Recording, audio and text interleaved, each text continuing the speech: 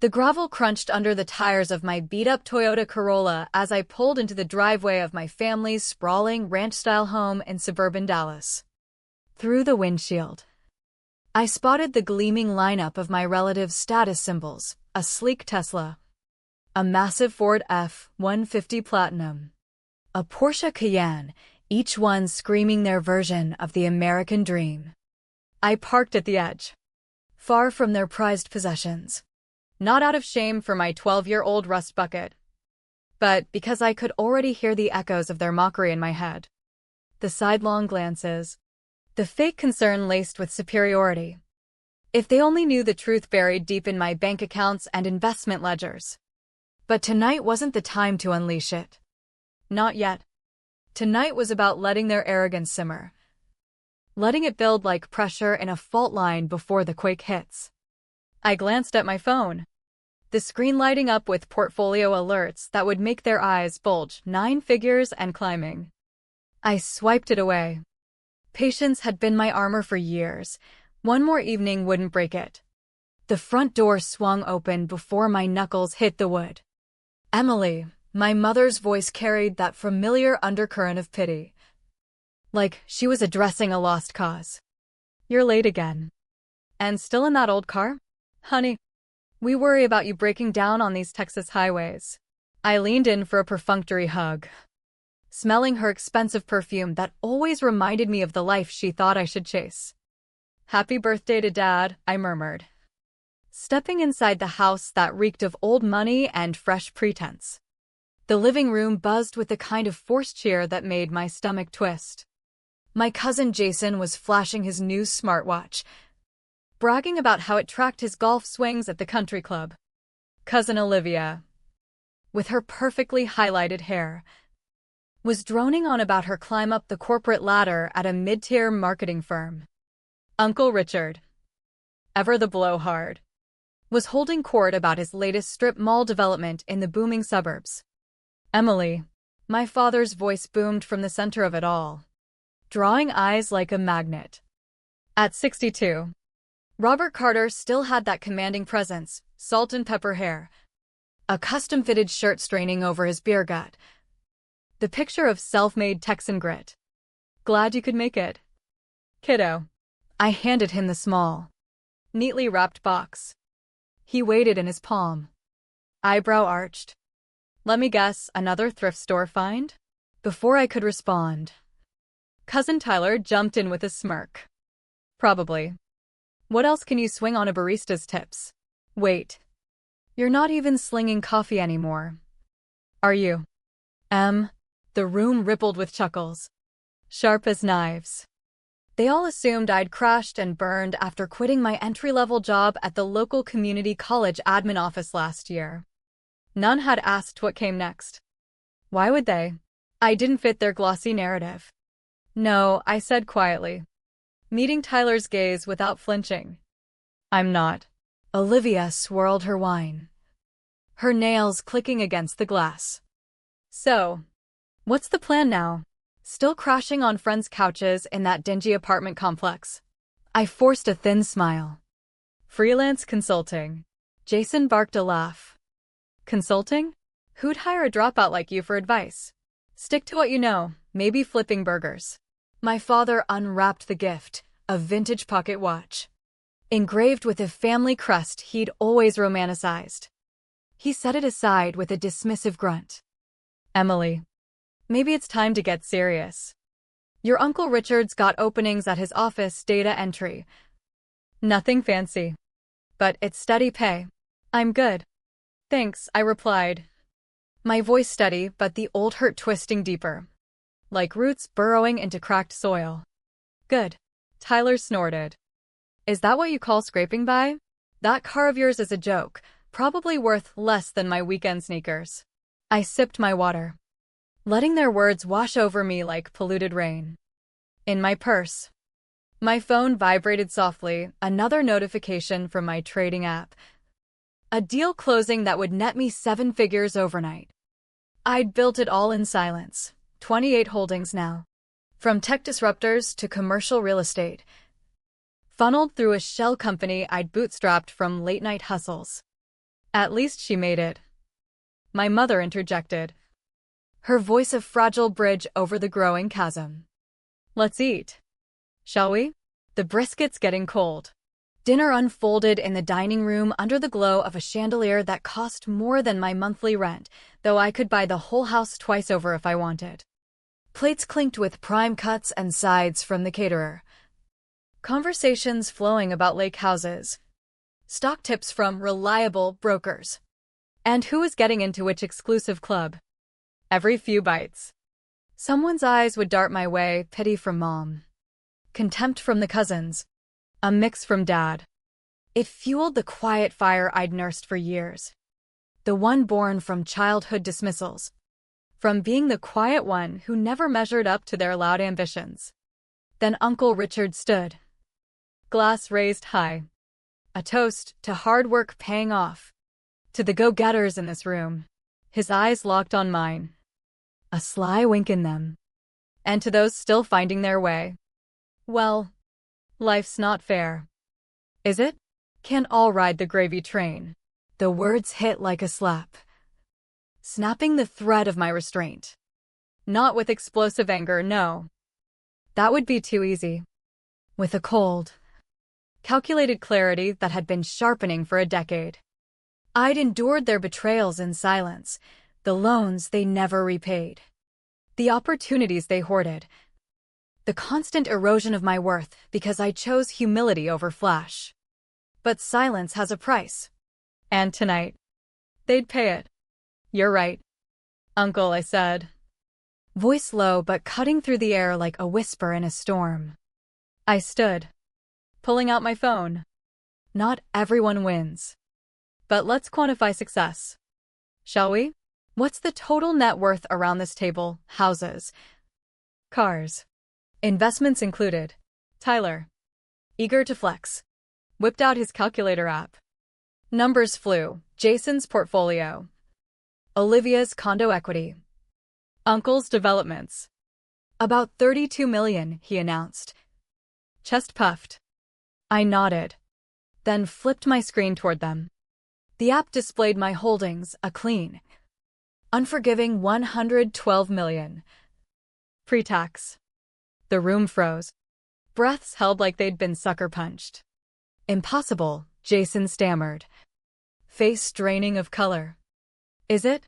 I scrolled slowly, letting them absorb the details. Acquired startups. Silent partnerships.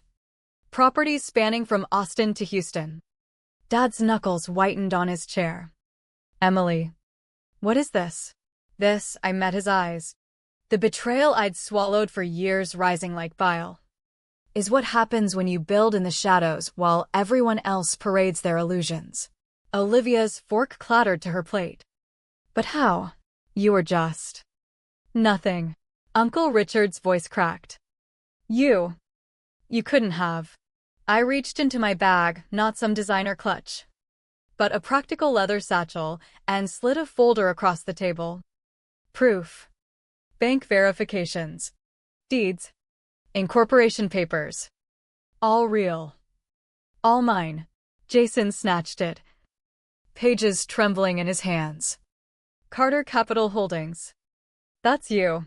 I nodded. It dawned on Olivia first. My firm had quietly bought out the agency where she'd clawed her way up, relying on nepotism more than skill.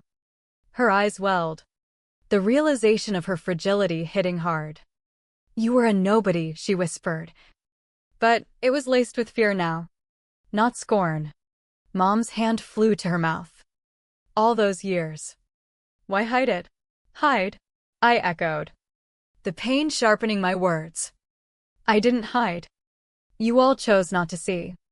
You betrayed me with every joke, every dismissal, turning family into a battlefield of egos.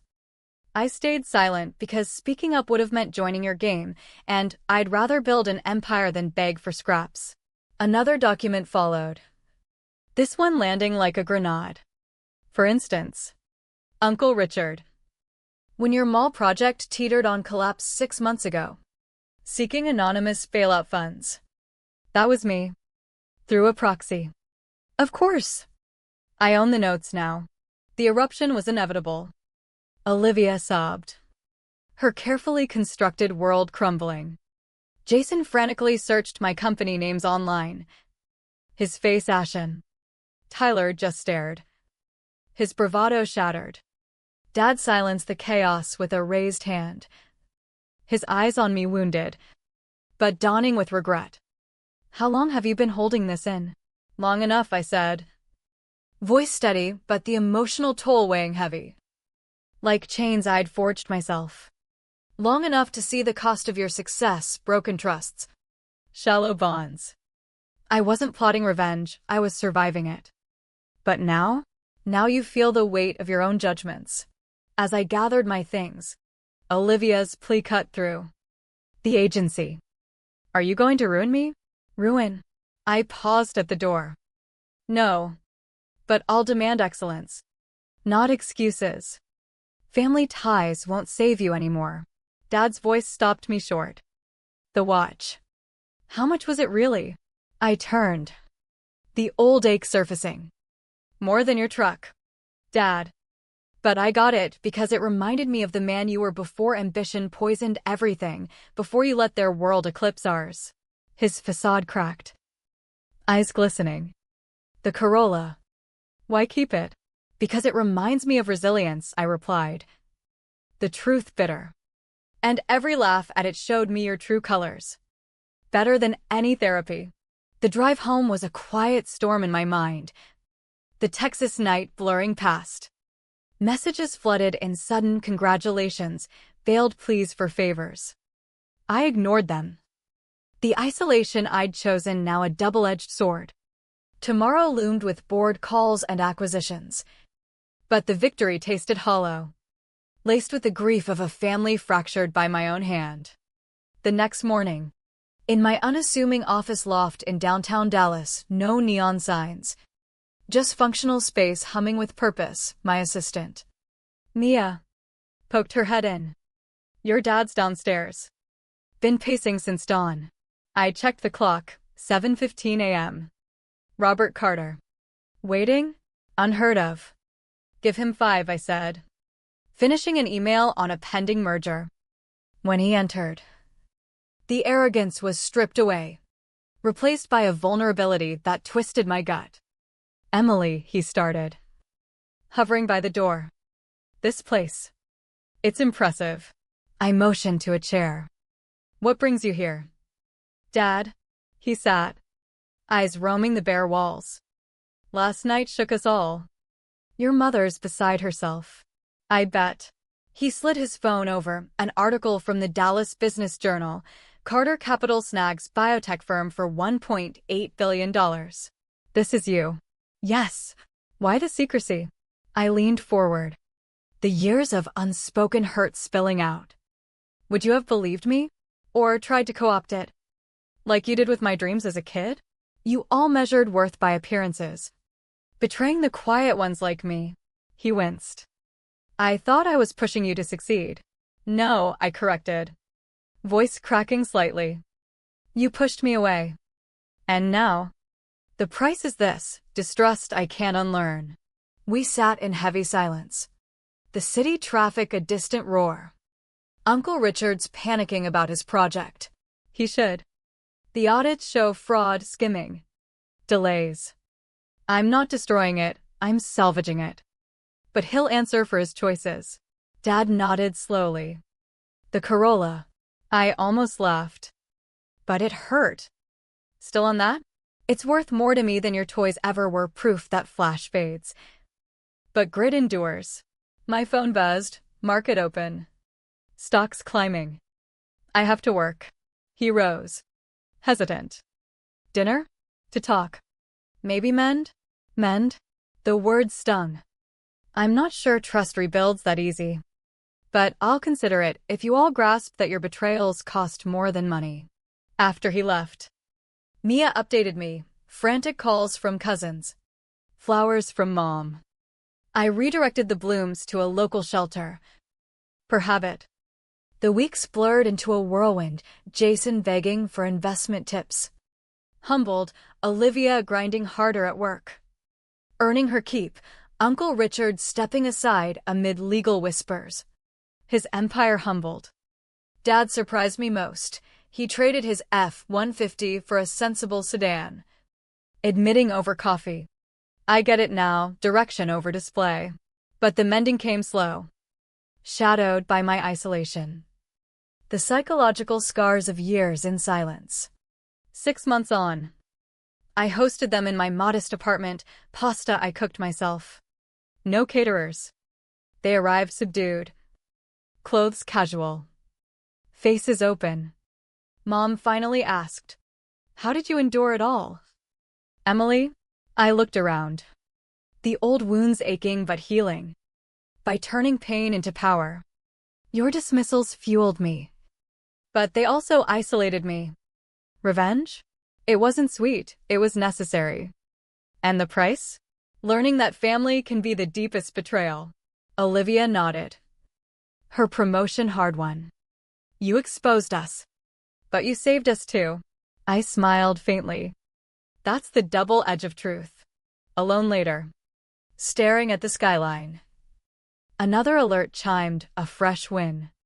But true triumph whispered quieter. I'd proven my worth. Yet at the cost of bonds forever altered. Silence had built my empire. But it had also carved out a loneliness no fortune could fill. In the end, revenge's grip loosened, leaving lessons etched in the soul.